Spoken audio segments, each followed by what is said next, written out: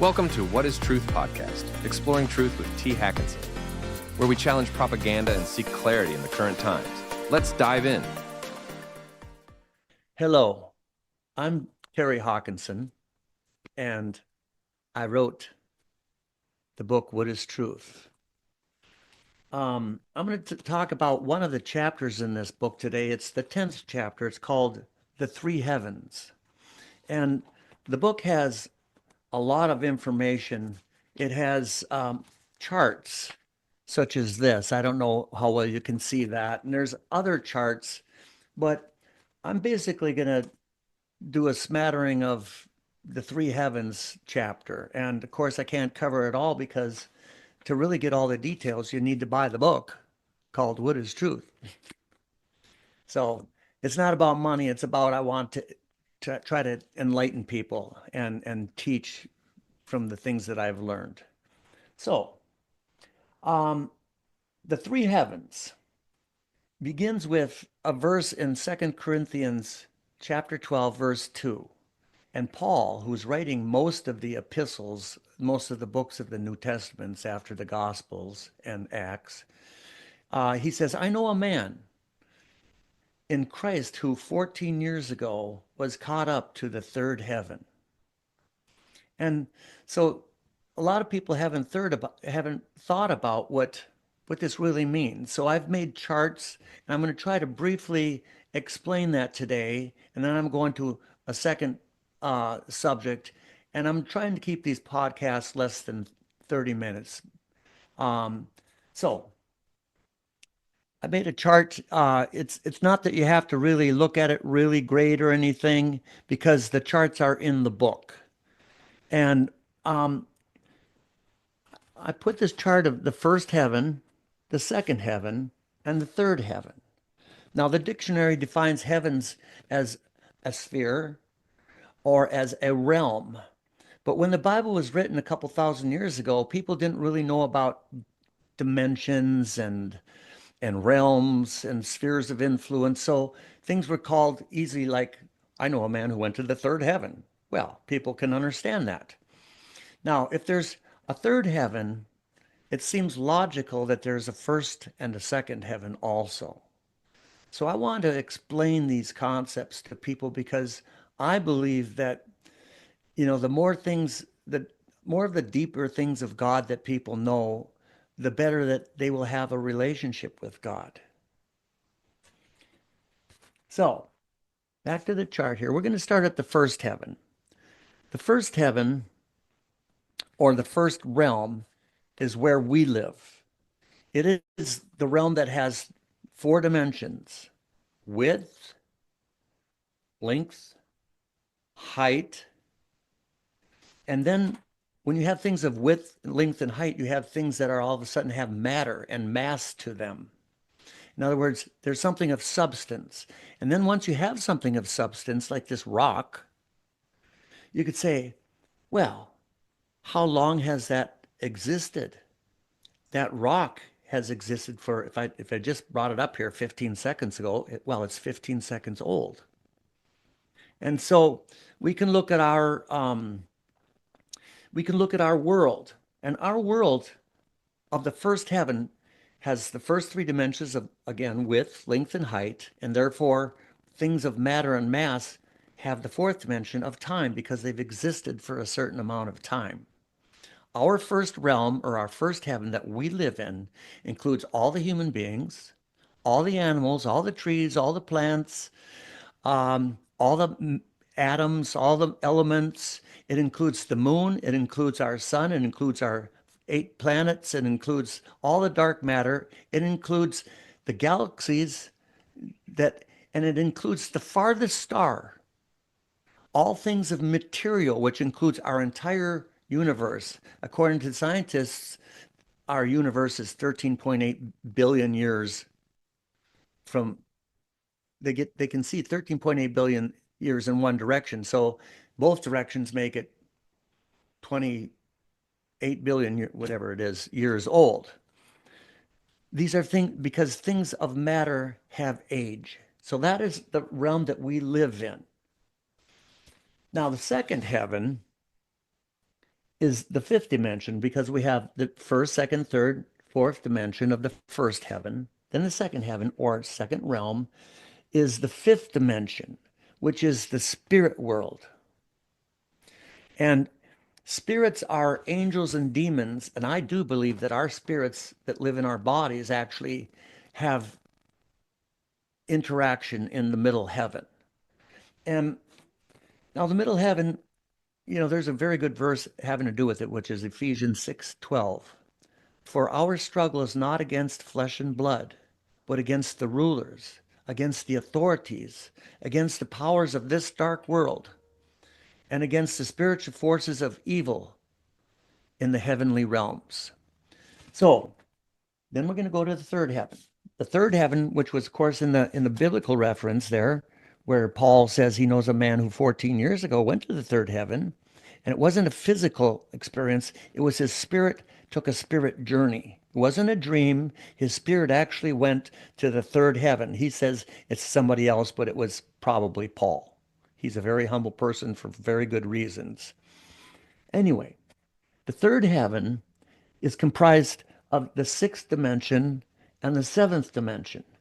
Why two dimensions? Because the seventh dimension is is God's throne room. It's the Holy of Holies. And there was war in heaven. Revelation 12 says there was war in heaven. Michael and his angels fought the dragon and his angels, which became demons. This war did not occur in the seventh dimension or God's Holy of Holies because no sin is allowed in the Holy of Holies. God is so good and pure that he's kind of like light is with darkness. Can darkness exist in the presence of light? No. Darkness is instantly destroyed. God's holiness will destroy anything that is not holy that enters the the third the seventh dimension in the third heaven, God's holy room. So when there was war in heaven, this wasn't in the seventh dimension of God's throne room. This was in the outer courts of heaven. And there's a lot of depictions of heaven throughout the Bible. And the temple and the tabernacle that the Jewish people had an outer court, an inner court, and the Holy of Holies, where the Ark of the Covenant was. Once a year, the high priest could go into that Holy of Holies after he had been cleansed and totally as pure from sin as possible. Because if he entered that Holy of Holies, that's seventh dimension, he would instantly be killed. Because just like dark cannot exist in light, anything evil cannot exist in the presence of a holy God. It will be instantly disintegrated. And so that's where we had wars. And, there's many times in the Bible where, for example, the book of Job in the Old Testament, Satan, Lucifer, the devil, the dragon, whatever you want to call him, is a spirit. And he came up to God and says, hey, this guy Job, he really loves you. But the only reason is because all you do is bless him. All you do is give him everything he wants. He's rich. He's got all kinds of kids, all kinds of food, gold, everything. And he says, but if I were to able to afflict him, I bet you he would deny you. In fact, Job's own wife after the affliction says, why don't you just curse God and die? But so Satan did not meet with God in the throne room. God is not an invalid. Surprise. God comes out of the throne room and talks to Satan about Job, and out of the throne room where there's war going on. And another good depiction of this that just comes to mind is when, on the day of the crucifixion, Pontius Pilate came out of his, we'll call it throne room, to the outer courts where all the leaders of the religion at that time, the scribes and the Pharisees and the Sadducees, they all wanted Jesus put to death. Well, they couldn't come into Pilate's throne room because they're all supposedly cleansed for the Passover and it would defile them. So Pilate walked out of his throne room, stood on the steps, I would say, and says, you know, why do you want to kill this guy and all this stuff? And that's where he washed his hands of it all and stuff. So this is how God is with evil. He can come out of the throne room and interact with evil, we'll say. But he can't in the Holy of Holies because the evil would instantly die. Another depiction of the throne room is in the book of Esther, which is about it's in the Old Testament. It's about 40% through the Bible. It's not quite halfway. The book of Esther. Esther was one of King Xerxes' many queens, happened to be his favorite queen. And she was a Jewess. And not that even Xerxes knew about it or cared about it, but Xerxes was being talked to by his advisors, and one of them was name was Haman. And Haman had gotten this king to sign an edict that on a certain date, all the people who weren't Jews could kill the Jews and steal all their property. And Esther's uncle, Mordecai, came and talked to Esther and said, you got to go talk to the king about this. We got to stop this. And Esther says, well, it's everyone knows that it's a law that anyone who enters the throne room without an invitation is subject to be put to death, unless the king puts forward his scepter, a long staff, let's say, his golden scepter, and says, no, don't kill this person. I've got to take a drink. I'd take my Ricola, except then I don't talk well. Anyway, so Esther says, don't you know that without invitation, I could be put to death? And Mordecai says, well, that's why you're in this position for such a time as this. And she did go in and talk to the king. The king sent forward his golden scepter, and he said, what's the problem? And she told the problem. And it ended up that the evil Haman, instead of the Jews being impaled, he and his whole family were impaled. And so that's with the throne room, which is the seventh dimension of the third heaven. That's where God resides. And so anyway, let's go back to the middle heaven, which is the fifth dimension, and it's spirits. Angels and demons reside in the middle heaven, the fifth dimension. Angels and demons are not part of our world of dimensions, width, length, and height. They don't have bodies. They don't have physical bodies like we have. And so spirits can actually stand in the middle of the sun, stand in the middle of a blizzard or a nuclear explosion. They can be thrown into a den of lions or a fiery furnace. No effect, because they're not physical. They're not part of the first heaven of width, length, and height, things of substance. And these spirits, I'm trying to hold it. So, I know this isn't really clear, but it's kind of what you'll find in the book. So I'm just trying to use it as a guide, really, for me. The angels and demons travel between all three dimensions, all three, not dimensions, the three realms, the three heavens. They can go into the third heaven, not into the seventh dimension of the third heaven. They can go into the outer courts of the third heaven. They, of course, live in the fifth dimension, spirit, and then they also come into our world. And this is why we have wars and stuff. Ephesians 6:12 says, "For our struggle is not against flesh and blood, but against the rulers, against the authorities, against the powers of this dark world, and against the spiritual forces of evil in the heavenly realms." So spirits, angels, and demons can travel between all three heavens. And of course, the holy angels can probably come up into the throne room, except there's only certain ones that are allowed there. This is much longer subject than I want to talk about right now. But these are the three heavens. We have our physical world and time, dimensions 1 through 4. We have the middle heaven, which is the fifth dimension. And we have the third heaven, which includes 2 dimensions, God's throne room, seventh heaven, we'll say, and the sixth dimension, the outer courts of heaven. And so this is kind of just a glimpse of what's in the book. There are other chapters, such as spirit in the book, another chapter, that are interrelated with each other.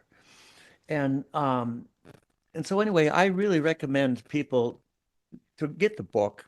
It talks about hell and what I call the false doctrine of people burning forever and never being tormented in hell. To me, this is a doctrine of demons.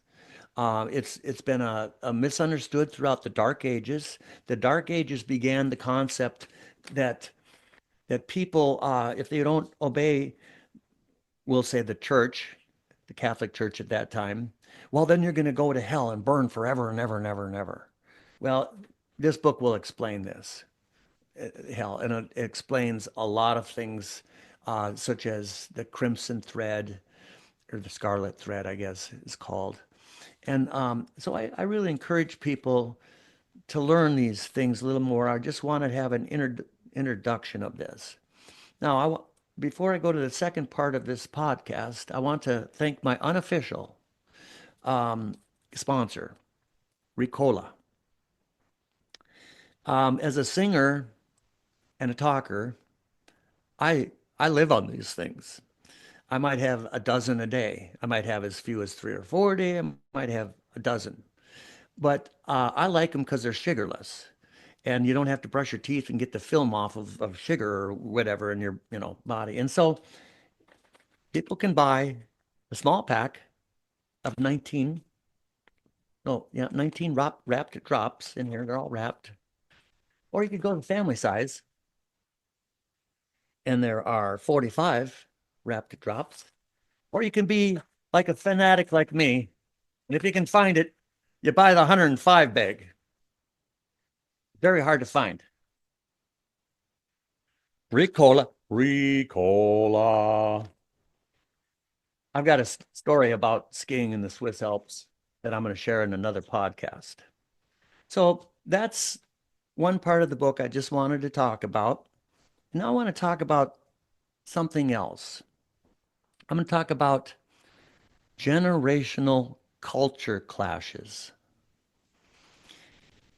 By doing this, I went on Google and looked up the different generations.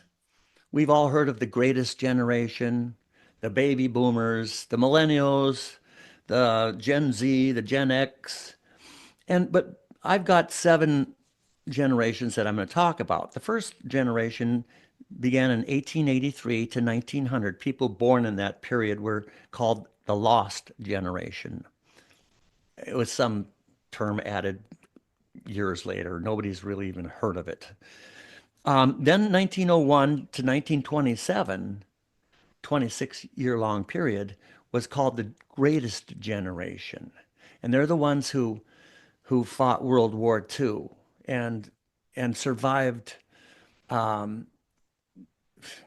the when the markets crashed in 1929. They survived, all the poverty and no food and stuff. Then there's the silent generation, which I've never heard of either, 1928 to 1945.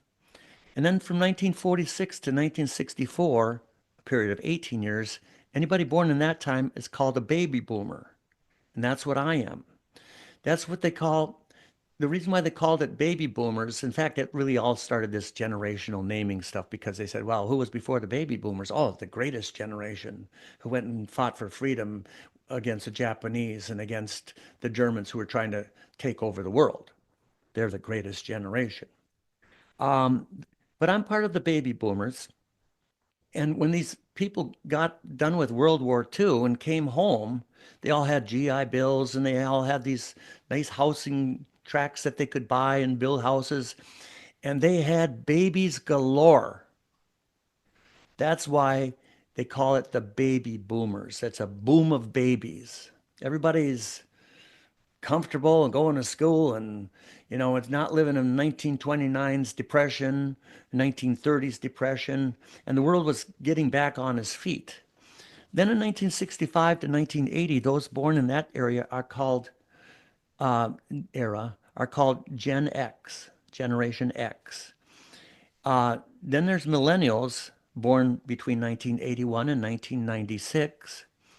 And then there was Gen Z, 1997 to 2012 were born. Now, you know, I don't really agree with a lot of these dates. It started out with the greatest generation was 26 years long, and then there's the baby boomers 18 years, and all of a sudden they've whittled it down to 15-year generation. I don't necessarily agree with that, but it's the new culture. It's what they're saying. I suppose they're thinking, well, because girls are getting pregnant and 15 and 16 years old, that's another generation. But I think of generations as basically 20 years before the next generation. So I want to say something about why there's problems with culture clashes. Proverbs 13:24 says, "Whoever spares the rod hates their children, but the one who loves their children is careful to discipline them." Now, for all the generations from baby boomers to the greatest generation and before, every one of these generations, when they misbehaved, follow this follow this guide of the Bible. You spank your kid. You spank your child. You don't beat your child. It says, "Whoever spares the rod hates their children." Why? Because they grow up to be spoiled and pampered. But the one who loves their children is careful to discipline them. Now, try to get away with that today. This is why we have screaming kids in stores and stuff, because the poor mothers can't even swat them on the butt. Some some person who's pro-choice and for all abortions and stuff will say, "Oh, you're being so mean to your kid here. We're going to send the government to come and take your kid away from you." So we have we have a generation, I'm just going to say from Gen X to now, never got any spankings. They never got any discipline. And so we have a pampered generation. And I'm not putting down, of course, everybody, there's exceptions in every generations. There's people who are hard workers and who are conscientious and they work hard and support their family and they pay their debts. And if there's a patriotic war that to go to, in World War II, they had lines around the blocks with people, with men wanting to enlist and go stop these imperialists of Japan and the Nazis. Now, the American dream is really says this: if you work hard, pay your debts, do a good job, accept criticism, you can achieve by merit the things of life that you want. This is the American dream. Anybody who works hard can have the house, the family, the food. The opposite of the American dream is DEI, diversity, exclusion. I know what it is. I just can't think right now. So, DEI. So, today, the quality of the job doesn't matter. What matters with workers of today is feelings. If somebody doesn't do a good job today and gets yelled at, the issue isn't, "Oh, you did a lousy job." The issue is, "Oh, you got yelled at for doing a lousy job." And so people of my generation who were spanked and who got fired from jobs because they weren't doing good jobs or got reprimanded or yelled at or demoted, we have this one standard of you got to do a good job or you're going to get fired. And if you don't get fired, you're going to get yelled at. But today, people of my generation, when they don't see a good job done, they yell at they yell at people because this is how we were brought up. We were brought up being spanked or yelled at or fired. Now, today's generation, people, I've seen a video, many people have seen it, where this postal worker was carrying this old box full of mail right over to a dumpster and dumped it right in there because she wanted to take the day off or whatever, for whatever reasons. Today's world, she didn't even get fired. And you see, people of my generation can't understand this. I'll give you another example. I brought cable TV into my house and I couldn't get good internet. We tried satellite. We're kind of out in the sticks. And the cord ran over my yard for almost 3 months. And I kept telling the phone people, you got to bury this. Finally, my pet foxes started chewing on it and pulling on it. And I'd lose internet and stuff. And I'd say, come and bury this cable like you said you would almost 3 months ago. And so they had replaced the cable 4 times. On the fourth time, I got on the phone with somebody and I yelled at them. Guess what? By the end of the day, the cable was buried. It took me to having to yell and act like an old grump baby boomer to get the job done that they were supposed to do for 2.5 months. And I felt bad about it, but it's the only way I could get results. And so people of my generation don't understand a lot of the new generations where the job doesn't matter, the efficiency doesn't matter. What matters is, are you treating your employee correctly? Did you yell at them? Oh, my word, what a terrible old grump you are. Um, I know of a person who was a manager in a store, has 100 employees.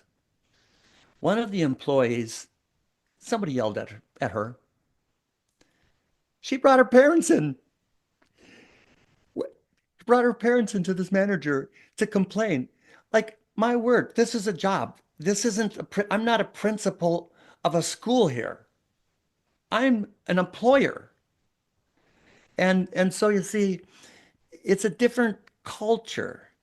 The Catholic priests, when they have sexual abuse, do they get fired? Do they get jailed? No, they get relocated.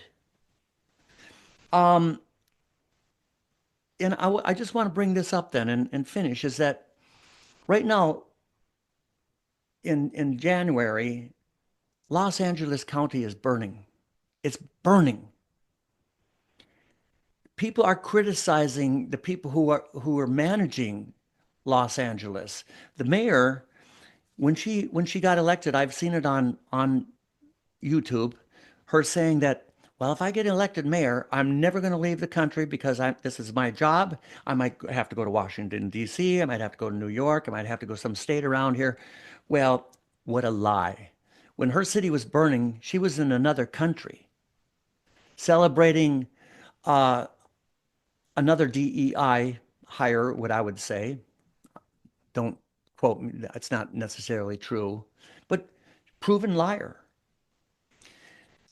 There's a water manager for this Los Angeles County, paid $750,000 a year. Now this Mayor Bowser is 299,000, not Bowser, Mayor Bass. Mayor Bowser is the DEI hire out of Washington, D.C. I know people will criticize me for saying everything's DEI. Diversity, equity, and inclusion, that's what it is. But I want to say, how well did these people do their job? Somebody making $750,000 a year and a mayor $300,000 a year left the reservoir dry since last March. The water hydrants were empty. There's not enough water, and they blame it on, oh, it's high winds and stuff. No, it was lack of preparation. President-elect Trump said as recently as October 2024, before the election, he says, um, you guys need to manage your forests here. You need to take care of things, be ready for fires. He said this just 3 months ago. They didn't do a thing about it. Are they getting fired? Are they getting reprimanded? No. You know what's happening? When people criticize them, they say, "Oh, you're making this all political and stuff. This is a tragedy, and here you're focusing on political things." No, we're talking about you didn't do your job, and that's the reason why we're having this results. People who are employed to do jobs and don't do the jobs, this is the kind of the way of the world, and I've got to learn to deal with it because I've been pretty grumpy about times when people haven't done their jobs. And I have been persecuted and ostracized when I've yelled at people. I am the bad guy when I yelled at that cable company to bury it. I'm the bad guy, but I couldn't get any results. And it took me to lose my temper and act like a not a man of God. And this is God is working on me because I'm pretty emotional about things that I consider as injustice. But I have to temper mine because I'm dealing with a new generation that's never been spanked, a new generation that doesn't get fired for not doing a good job, a new generation that did not grow up like as patriotic and say, "Oh, there's a war. We've got to join the army or navy or air force and go stop these people. We have to stop the evil." It's a different world. People are more concerned about how people react. If and I've got stories I'm going to talk about in future podcasts about people who reacted to somebody criminal attacking them, and the government says, forgets about the person attacking them. Oh, you reacted bad to this person. You called them a name. How dare you? What a terrible, evil person you are. And what an old grump. So I just wanted to touch on these subjects. I'm going to end with this, is that the world dodged a bullet as of November 5th, and Donald J. Trump was elected president. Is he going to change the world? No. He's just going to put it off for a little while. He's just going to postpone what I consider to be the end of the world. We're going to talk about some of these things in future podcasts, but I just wanted you to know that, I apologize to people who I've offended for yelling at. In my generation, this is how we grew up. We were spanked. We were yelled at. We were fired. And today's generation, that's the ultimate insult. You called me a name. Well, you didn't do your job. So I have to learn to adapt, to understand this is an undisciplined generation. And I find it so ironic that the people who would take children away from other people because they spanked them are the same people who are pro-abortion. They have abortions or they support abortion. In other words, we'll kill our kids or won't allow our kids to live, but we're going to tell you how to raise yours. And forget your Bible that says you're supposed to do this because we don't believe in your Bible. And so these are the wars that we're in, and this again is kingdom war. The evil spirits are influencing people of our material world to do their bidding. And this is why we have kingdom war, which results in physical war in a world. And it's all very intriguing. I really encourage people, you should buy this book. I'm not in it really for the money. I mean, I want to try to make my money back, but basically I want people to know the truth, and that's my goal and my mission before I leave this earth. I haven't belonged on this earth for decades, and I've asked God to remove me from it, but he won't. He removes people around me, but I'll say, okay, well, as long as I'm here, I'm just going to do what you want me to do. And then when I die, I've told my relatives, don't be sad, have a party. I'll finally have gotten my prayer request and leave because I do not belong here. And so I want to encourage people. all this decadence going on, all this culture problems, deal with it, because our kingdom, our home is not this world. Our home is not the first heaven. Our home is the third heaven. And when we enter God's throne room, instead of God disintegrating us just because light would destroy darkness, the good of God will destroy evil, Jesus Christ will lean forward to his Father and say, Father, this is one that I died for. Please welcome him and her into our family, because we are covered by the blood. We are no longer seen as sinful and evil. We are part of God's family. So I want to tell people, be encouraged, but be aware of what's going on in the world. We need to be gentle as doves and wise as my foxes, which they're not really that wise, but. So thank you for your time. I really appreciate you people listening to this podcast. I'm going to be doing podcasts hopefully with every 7 to 10 days. And I want to, I'm open for suggestions how to make things better and do things better. But thank you very much. And may God bless and keep you and yours.